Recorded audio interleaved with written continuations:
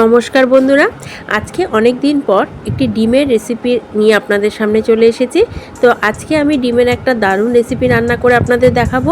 আর খুব কম সময়ের মধ্যে এই রেসিপিটা কিন্তু আপনারা বাড়িতে বানিয়ে ফেলতে পারবেন। তো চলুন বন্ধুরা, কিভাবে বানাই এবং রেসিপিটি কী নাম আমি সেটা রান্না করতে করতেই আপনাদেরকে বলে দিচ্ছি। এখানে আমি ডিমগুলোকে ভালো করে একটু নুন দিয়ে সেদ্ধ করে নিয়ে আর একটু নুন মাখিয়ে ডিমের গাগুলোকে একটু করে ছুরি দিয়ে কেটে কেটে দিয়ে এটা হালকা করে সাদা তেলের মধ্যে একটু ভেজে নেব। বেশি ডিপ ফ্রাই করার দরকার নেই, ডিম হালকা করে ভেজে রান্না করলে কিন্তু তার স্বাদটা ভালো পাওয়া যায়। তাই ডিমগুলো আমার ভাজা হয়ে গেছে, এবার আমি ডিমগুলোকে তুলে ফেলবো। এই ডিমগুলো তুলে ফেলার পরে এখানে আমি কোনো রকমভাবে আর তেল দেবো না, যা তেল আছে এতেই আমার মশলাটা মোটামুটি হয়ে যাবে। এখানে আমি দিলাম কিছুটা সামরিচ দিলাম, মানে বুঝতে পারছেন এই রান্নাটা আমি করছি ডিমের শাহি কোরমা।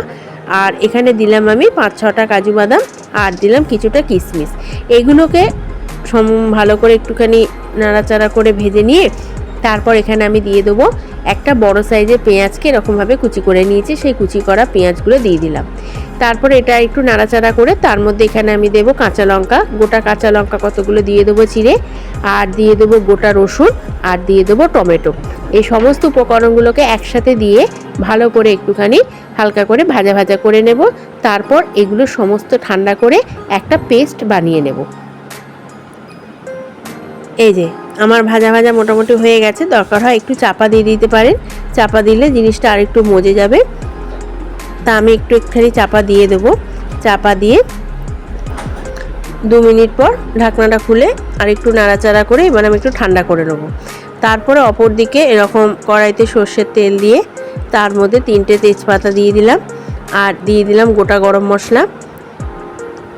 এই সমস্ত কিছুকে ভালো করে একটুখানি হালকা করে ভেজে নেব। একটু গোলমরিচ দিয়ে দেবো গোটা, দিয়ে ভালো করে যখন ভাজা হয়ে যাবে এই যে মশলাটা আমি বানিয়ে রেখে দিয়েছিলাম এই মশলাটা এবার আমি ঢেলে দিলাম। মশলাটা ঢেলে দেবার পর গ্যাসটাকে কিন্তু একটু কমিয়ে দিতে হবে। আর এখানে আমি দিয়ে দেবো 1/2 চামচ মতো আদা বাটা। আদা যদি আপনারা গোটা দিতে চান, বাটা না দেন, তাহলে যখন আমি মশলাটা ভাজছিলাম তখন এরকম ডুমো ডুমো করে আদাটা কেটে দিতে পারেন, তাহলে মশলাটা একসাথে পেস্ট করে নিতে পারবেন। তা আমি এখানে দিয়ে দিলাম 3 চামচ মতো ফ্যাটানো টক দইটা দিয়ে ভালো করে মশলাটা কিন্তু আরেকটু কষিয়ে নেব। আর এই রান্নায় মশলাটা যতটা কষানো হবে রান্নাটার টেস্টটা কিন্তু ততটাই বেশি হবে। তা মশলাটা ঢিমে আছে, কষাতে কষাতে আমি এখানে মশলা অ্যাড করব। যদি মনে করেন এখানে লঙ্কার গুঁড়ো দেবেন তাহলে দিতে পারেন 1/2 চামচ মতো, আবার না হলে অনেকে কাঁচা লঙ্কা আমরা আগে দিয়েছিলাম, সেই ঝালটা আপনারা হয়তো ব্যালেন্স করে আপনারা কতটা কিভাবে ঝাল খাবেন বুঝে দেবেন। তো গুঁড়ো লঙ্কা আমি একটু সামান্য দিলাম, আর দিলাম ধনে আর জিরে হাফ করে 1 চামচ মতো দিয়ে ভালো করে মশলাটা চাপা দিয়ে কষাবো। দেখুন মশলাটা একটুখানি সামান্য জাস্ট চাপা দিয়েছি, ঢিমে আছে, কীরকম তেল বেরোতে শুরু করে দিয়েছে। আমি আরেকটু নাড়াচাড়া করে আবারও কিন্তু চাপা দিয়ে দেবো। ডিম বন্ধুরা সকলেরই একটু ফেভারিট একটা জিনিস। তা এই ডিম কিন্তু ভ্যারাইটিসভাবে রান্না করে খেতেও ভালো লাগে। তা আমি যে রান্নাটা করছি সেটা কিন্তু অবশ্যই একবার বাড়িতে ট্রাই করবেন, আশা করি আপনাদের কিন্তু খারাপ লাগবে না।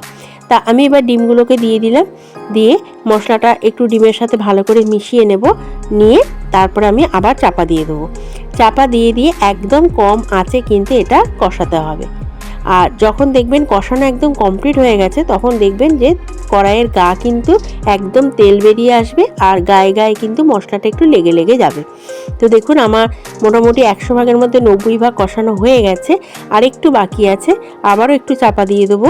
চাপা দিয়ে কিন্তু আবারও একটু কষিয়ে নেব। আর এখানে আমি জল দেব না, জলটা কমই দেবো। দুধ আর জল এখানে আমি হাফ করে দেব। 1 কাপ যদি আমি জল নিই, 1/2 কাপ আমি এখানে দুধ দেব, দিয়ে এখানে আন্দাজ মতো মশলাটা যতটা গ্রেভি মনে করবেন আপনারা খাবেন, অর্থাৎ এটা কিন্তু একটু শুকনো শুকনোই ভালো লাগে, তাই আমি আন্দাজ মতো এখানে দিয়ে দিলাম। দুধ আর জল একসাথে অ্যাড করে এখানে ঢেলে দিয়েছি। তা আমি কিন্তু বেশি জল দেব না, কারণ এই রেসিপিটা একটু শুকনো শুকনোই ভালো লাগে। আর এটা শুধু ভাত কেন, আপনারা রুটি পোলাও যে কোনো কিছু দিয়ে কিন্তু এই রান্নাটা করতে পারেন।